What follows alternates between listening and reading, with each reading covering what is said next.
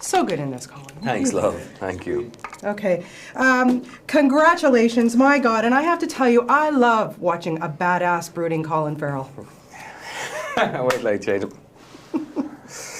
I like the look.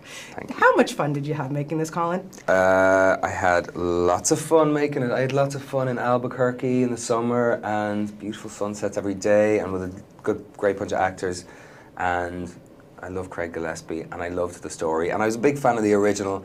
And the whole idea of vampire lore and vampires in literature or film is something that I've always been a fan of, and to get the chance to do it and to do it in this way, it was a huge kind of box to tick for me. Yeah. Yeah, it was a lot of fun, it really was. How was it finding your inner vampire? I mean, you treat it the same way as you treat a piece of theatrical text, you know, from Grecian days. You know, you treat it with the same level of seriousness, that's the kind of ridiculous about it all, and then throw it all away. So the prep for it was like I was sitting down with someone and we were talking backstory and writing, you know, Jerry's 400-year-old backstory and where he was born and where did he start and where was he in Versailles and, you know, where was he in the late 1800s in London, who did he drink with and what taverns and shit. And then it gets kind of really dull because you're like, well, what the fuck are we trying to achieve here? And then you throw all that away and just have fun. Yeah. Marty Noxon wrote a really cool character that was different enough from the original, different enough from Chris Sarandon, because Chris is Jerry. Chris, who originated the part of Jerry, was so kind of debonair and so dignified and felt very European, very intellectual. And my guy was kind of more blue-collar guy next door. But very mischievous, very... Yeah, brutal, no, the trickster. My guy was kind of like the trickster very much. And bored, and you know, a bored vampire is a very dangerous thing. And my guy, I think, because there was a lot of things in the film that are like, why is he doing this? And why would he do that? Is he not drawing too much attention? Is the idea not to survive?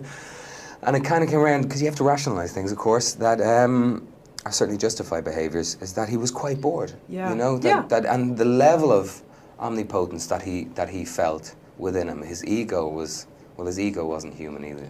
What I've been loving about you so much, Colin, lately is that you're so mixing it up with your roles. Yeah. Horrible Bosses, you stole the film. I couldn't stop laughing. That comb over alone just set me away. Then, you know, Fright Night, and then of course we're going to see you in Total Recall, and then The Way Back. I mean, again, another amazing... It's too late to rock the comb over for Total Recall. No, they can CGI it. If you think if you could walk down the street with that comb over for the rest of your life, do you think your fans would like that? I thought that the ones that I've met as a result of Horrible Bosses would not mind. The reaction on seeing me probably would be one of, you know, loud laughter. But picking probably these me very paranoid. Yeah, but picking these different, you know, must be fantastic for you to mix it up. It is, love. It's so much fun. Genuinely. I mean, you know, I've heard actors and read actors say it, and it's certainly is true to my experience that I really get the chance to walk in as many pairs of shoes as I possibly can, you know, on this journey, and it just makes it more interesting. I just really do.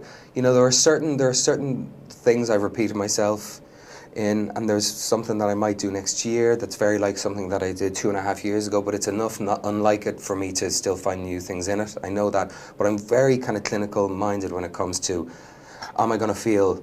Because 3 or 4 months is long enough. It's not long in the grand scheme of things. In you know, the telling of a long life to 80, it's not forever. But to be on the road, away from your family, to be immersed in something 10 or 12 hours a day, 3 or 4 months, it better sustain your interest. And you never know if it's going to, but you can judge as best as possible from reading it, project your mind forward, and go, okay, is this going to keep me interested? That simple thing. Yeah. And if it's something I've done before, I can create a world of fiction around it that'll kind of run out of steam about a week in. Yeah. I can fool myself to think it's something, but if it's really like something I've done before, I ain't got too long with it before I go. Well, very quickly, you've been away from your family the whole summer, being here in Toronto. What are we going to expect from Total Recall? Because it can hardly wait.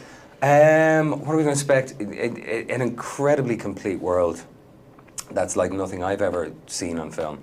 And hopefully a world that's inhabited by characters that you care about, and a story that you know, keeps you guessing and keeps you on your feet. And if those 3 things come across, well then I think it'll be worth $12, you know, which is the point of it all. If it ain't worth $12 and some other times it ain't, well, then you've let everyone down. Oh, you're worth more than $12, come on. Colin, please. You saw that I was referring to myself purely. Again, such a good job in Fright Night. My God, you were fantastic. Thanks, darling. More badass, okay? Okay. All right, Roger thank that. you so much. More badass, more comb over. Got it. Done. Got it. Thank you so much. Thanks, Great love. talking Good to to you see as you. usual. Thank you, Colin. You too. Okay. No, I'm not much. Great.